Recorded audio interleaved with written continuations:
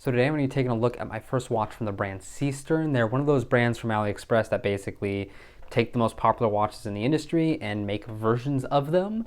This is one of the first times I've seen a Grand Seiko look-alike and done to a pretty interesting standard. So let's take a closer look. So we have a diameter of 39.5, lug to lug 46.8, height of 13 millimeters, and a lug width of 19 millimeters. Some other general specifications, we're going to have the Seiko NH34 GMT movement beating away in here. This watch does have sapphire crystal on the front. I believe on the back it's just mineral, but they don't quite state exactly what crystal is used. We do have 100 meters of water resistance with a screw down crown, which is nice to see. And of course the case is all steel. And last but not least, the watch retails for around $229 directly from AliExpress. So starting off with the dial here, and you might notice this is very similar to some other GMTs out there on the market. We do have these beautiful multifaceted indices. We have the double markers at 12, at 3, although it's cut off for the date, 6 and 9 as well. The dial, like the Grand Seiko it's based off of, is supposed to be inspired by floorboards, but here we have a much more two-dimensional texture, and we get this kind of lighter and darker lines of red throughout the dial. It is more of almost kind of holographic effect where as you change it, sometimes those vertical lines come out. But as you're looking at it dead on, you kind of just see a little bit of red there on the dial and a little bit of a color shift, but it is relatively flat overall. To me, the execution of this dial texture is probably one of the cheaper points about this watch. I do like that they kept the text fairly minimal. We have Seestern and GMT at the 12 o'clock, automatic and 100 meters, so 330 feet at the 6. Very balanced, 2 lines of text for both. I don't really think you needed to include GMT there at the 12. You probably could have just left it as Seestern and it still would have looked nice, but you know, to each their own. We do have a kind of yellow hand for the GMT, which I like because it does pop out against that red dial, very visible. And I appreciate that they didn't do the 24-hour text in that similar yellow tone or anything like that, because it's white, because it's fairly monotone, because there's other white tones on the dial, whether it be the text or the seconds track. The GMT track doesn't stand out too much and kind of is only there when you really need it to be and doesn't really look in the way of anything. What I do love about this dial is because you have those indices that have multiple facets alongside them, there are kind of portions where some of it goes black, some of it stays bright, and it gets this beautiful light play throughout the watch. It really makes this dial look a lot better than you would expect for the price point. The hands themselves are also kind of beveled at the edges and give this effect of just a little bit of light play and really something that is premium. So zooming in on this dial, this is where some of the price point shows a little bit more. You can see there is a lot of dimpliness and kind of graininess to that base dial texture, something you don't really expect to see. It's not something that's supposed to be rocky or kind of igneous feeling in any way. So this is a weird pattern to see and probably just a byproduct of this quote unquote like lower level finishing. It is nice to see though that the text is actually done very well, very three-dimensionally. There isn't any really misprints or anything like that, so that they definitely get points for. It's very clean and looks pretty well done. As we move on to the markers, we can see this is where the QC kind of starts going down a little bit. They are dirty. There's a little bit of fuzziness around some of the edges, a little bit of scratches there on the minute hand, a little bit of dust there on the edge of the seconds hand, a little bit of fuzziness as well. So it's just one of those things where overall the shape is really nice. The kind of definition between those two cuts of the hand are very nice as well. But it's one of those things where from wrist view it looks perfect, but the closer you look, the less perfect it looks. Not to say it's done badly. I mean, it's still even polished enough where you can see the underside of the seconds hand in the reflection of the handset. That's great to see. It's just that it's not polished to a standard you would expect for a watch that's multiple thousands of dollars like the one it's trying to base itself off of, but it's actually pretty good for a watch that's a couple $100. You can see there's like a weird speck on the dial right at the end of that GMT hand. Again, just some scratches and dirtiness on the markers. I do think it's one of those things where I do enjoy how much depth the markers have and how faceted they are. So if it does become a choice of printed numerals or markers that are this beautiful but scratched, to be fair, I'll take the markers because they do add a lot to the watch and the premium feel of the watch. The date window is surprisingly probably one of the cleanest parts here. That nice more metallic sheen on the inner edges where the flat edges have a little bit of fuzziness around the outside, but it's not finished too badly. Overall, I would say this is a really good dial. They did amazing on the printing, but I wouldn't say, you're going to take a loop to this and expect perfection. In natural light, of course, the elements that pop the most are those super high polished indices and as well as the handset, depending on the angle. You can see some areas they go black, some they go and pop more brightly. The dial texture doesn't really pop out because it's more of this deep dark red and it's not very three-dimensional.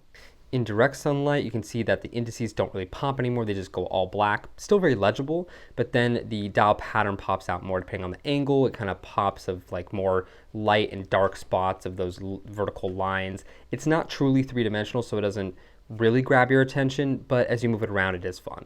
Moving on to the case of this watch, and this is very similarly taken from the Grand Seiko styling, a very classic elegance case shape from the brand. It has that same all high polish all around. It has that same little bit of chamfering along the lugs to give it a little bit of shape and a little bit of visual breakup. It has the same boxed and domed sapphire crystal, which is surprising to see at this price point. Drilled lugs as well, which is awesome to see here. Of course, the ergonomics are amazing because, well, they stole the ergonomics.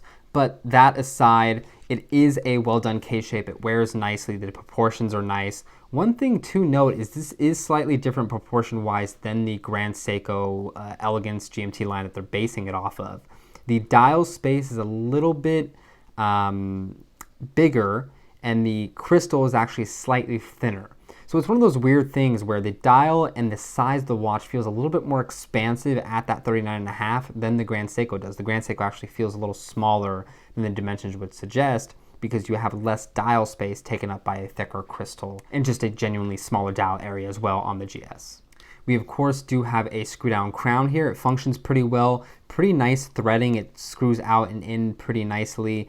When the winding of course isn't fantastic, it's a Seiko NH movement, but it's actually not that gritty and whiny, which is also nice to see. And just because I didn't show it already, the way a desk GMT typically works is when you pull out the crown to the first position, on a normal GMT this jumps to the local hour hand, whereas here, if you go towards yourself, it changes the date, which is nice. And then if you go away from yourself, it changes the GMT hand itself. Which again, to me, that has more functionality than a regular GMT because with the regular GMT, you typically don't have quick set date. Whereas here you do, sure the local hour hand isn't jumping, but you can basically just reverse the ideology of if you're traveling, use the GMT hand, and you can use the steel hands as your home time or however you want to parse that up that makes the most sense to you.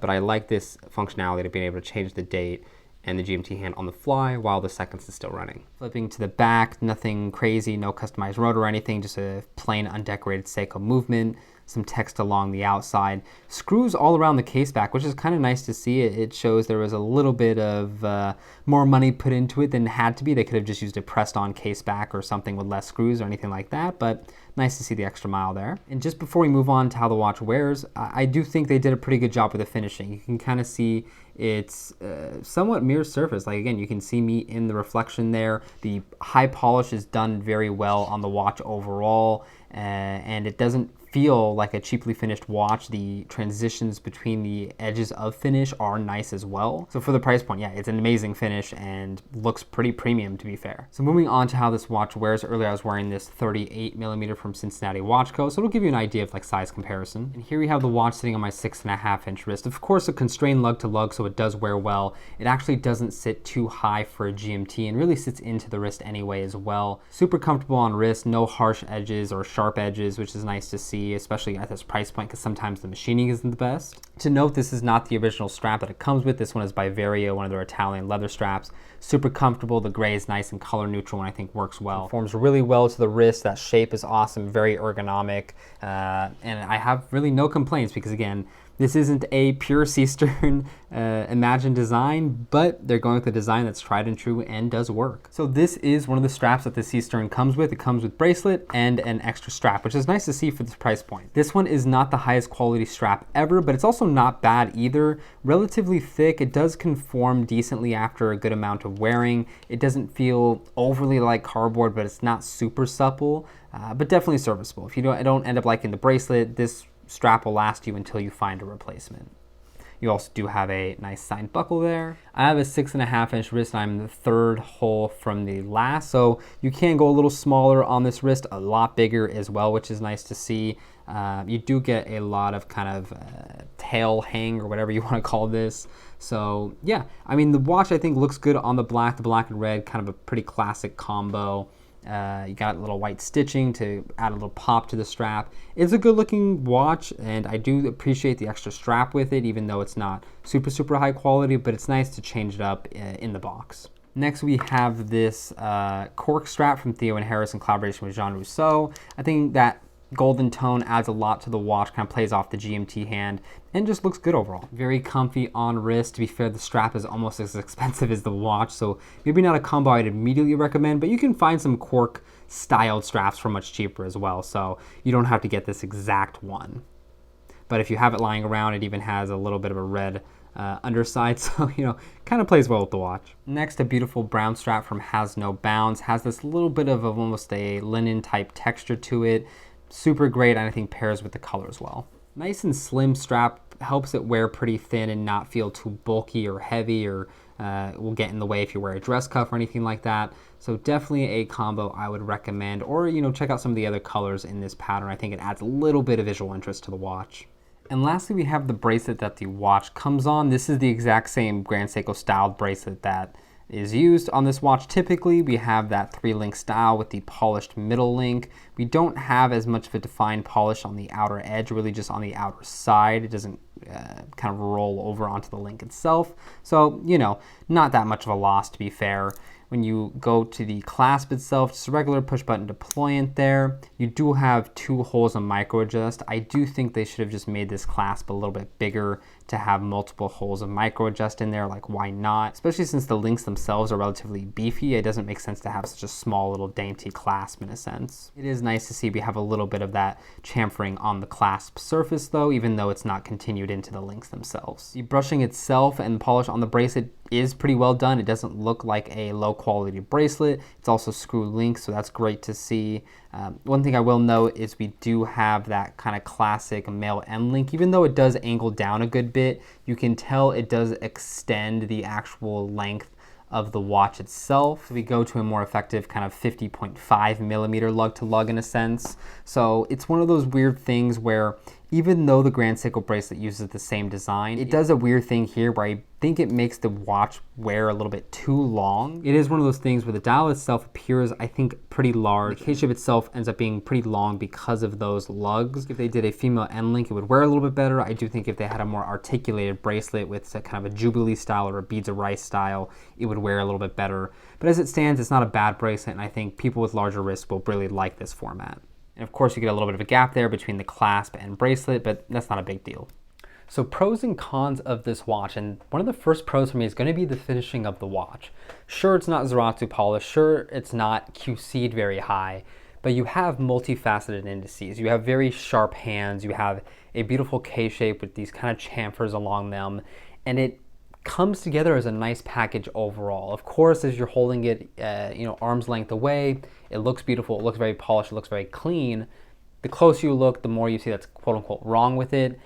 Again, you're paying a little over $200, you're not paying thousands of dollars, and I think for what you're paying, you are getting pretty good value in terms of how it ends up looking on the wrist. And I think for what you're paying for, how it looks day to day is more than acceptable. It's actually pretty nice overall. Another pro, and this is for me personally, I do love the fact that they use the Seiko GMT movement.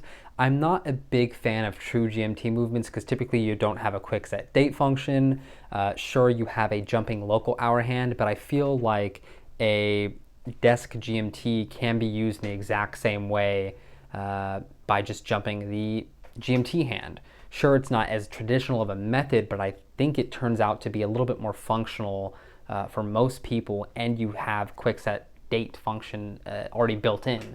So to me, there's really pros to this movement type, and I don't purely really understand why so many people put emphasis on it being a true GMT when I find those to be a little bit more quirky most of the time. The benefit too of this GMT movement, if we can even compare it to the Grand Seiko counterpart, is that this watch comes in at over a millimeter thinner with 100 meters water resistance instead of the 30 that Grand Seiko states. So do I completely trust the 100 meters this brand gives the water resistance? Not quite, but that screw down crown does give you a little bit more peace of mind, and you can't argue with the fact that it's fairly thin for what it is. Another big pro for me is the fact that this is a dressier GMT. Most of the time throughout the entire industry, you see GMTs that are more trying to copy the GMT Master from Rolex or things like that, where they go very sporty, they go with externally rotating bezels or just external bezels in general, like let's say the Explorer 2. It's not very common in the industry that we get to see these dressier versions of GMTs where we have no external bezels, no external numbers. GMT track is on the inside of the watch on the dial typically. To me, it looks a lot cleaner. It's nice that it's a smaller watch in general. It can be used as a pure dress watch that has that extra functionality. It's just cool, and I'm glad to see one at this more affordable price point. And following on from that, my last pro is going to be the price point. I got this for $229. That's what it's on sell for at the moment, or quote unquote sale for. And I do think just what you're paying for, you're getting a lot of value for that money. You're getting an automatic GMT movement that's relatively thin, 100 meters of water resistance, a good dial, a good case shape, great proportions, and again, a package that I think comes together very nicely. Now moving on to cons, and realistically I don't have many. One of the bigger ones for me is I don't think the dial texture is executed very well. It's a very almost 2D pseudo holographic type pattern that's in the dial. With Grand Seiko, you get these beautiful three-dimensional textures that actually have depth to them, where they couldn't really recreate that here. I don't think they should have tried to emulate the Grand Seiko so quote-unquote perfectly. They could have just gone with a pure red dial. They could have gone with a lacquered kind of color. So that the fact that they went for this pseudo wood board texture, it's not to the benefit of this watch. I don't think it's executed well. It looks a little cheap to me. It's fun to a point, but I do think if this was just a pure flat colored dial, it actually would feel more premium and look better. Another con for me is going to be the bracelet. It is nice that they have that tiny little bit of micro adjust on there, but what they don't have is kind of a form factor that wears pretty well. It doesn't have female end links. It has these male end links that protrude pretty far, so it has a very flat stance on wrist, and the watch itself is kind of flat, so you put those two elements together and it just does not feel comfortable, or visually comfortable, I guess you could say. Maybe if you have a very large flat wrist, it would look good on you because you kind of like the fact that it's taking up so much space and wearing fairly flat. But I think for the smaller wristed and most people who are going to be interested in this watch, it's not a perfect pairing. It's not a perfect combo. If they made it a female end link, if they made it more of a dressier Jubilee style bracelet, I think it would complement the watch more. My last con, and while it's not anything groundbreaking or something you couldn't see coming, I do think it's a lack of originality for the design. I love the design in general. It's a good design. Obviously, Grand Seiko uses it. But I do think if you're going to go through the lengths to create a case that is actually this well finished and well presenting, three-dimensional markers that are actually pretty nice looking from wrist view, it's one of those things where you can just tweak the design a little bit and make something pretty unique. I know they're probably banking on the fact that Grand Seiko has already done kind of market inception for the design, and people think of this design as a good one, and they go, okay, I can get this design for a lot cheaper, and great, this is what this watch provides. But I would like to see them use these elements and just create a new watch. I'm sure there's ways that they can improve the design of the Grand Seiko. Maybe they don't have to use a box crystal. Maybe they don't have to use such a rounded case shape. Maybe you don't have to go for 100 meters of water resistance, so maybe you can make it thinner. Does it have to be a GMT? I don't know. So there's all these things where you can make something, I think, truly unique, and you have a lot of good elements. They're just choosing to use those elements in the easiest, laziest way possible. So good on them for creating a cool watch, but not good on them for taking the easy way out. So final thoughts on this watch, and I actually like it a lot more than I expected to. When I first came across this listing, I went, okay, it's a GS clone. It can't be that good. In person, it's surprisingly good, which is unfortunate. Again, you're spending a little over $200, and it is one of those things where it's pretty close. It's not neck to neck. It's not night and day either. But you get a feel for what a Grand Seiko is like. You get a feel for the finishing. You get a feel for the light play. So it's honestly one of those things too, where if you're on the fence about spending thousands of dollars on a Grand Seiko, if this kind of dressier GMT styling is maybe not something you normally go for, this is a great step into that water, into that territory to go, okay, I enjoy this, I love this, maybe I would want to step up to a Grand Seiko one day. Or, I'm fine with this, I don't even need the Grand Seiko. That's fine too. It is a really cool watch, and I think it's executed very well for the price point you're paying. Is it going to be perfect? No. Are there going to be QC issues? Probably. Will there maybe be some issues where your model is way worse than the one I have? Potentially, but that's the kind of gamble we're taking with the AliExpress mystery box thing. I do think though, if you're interested in a very affordable GMT, you can't really go wrong with this one. There's a lot to like here. I will say that Islander just came out with something in this pretty much exact same form factor. I think executed better in some ways and executed worse in others. I do have that ordered and I'll have it in soon, so maybe we can compare them. But I do like what Islander did because they made it a little bit more unique. They didn't hit the nail so hard on the head as this brand did here. So stay tuned for that one. Let me know what you think of this one. As always, thank you for watching the video. Hope you got something out of it, and I'll see you in another one.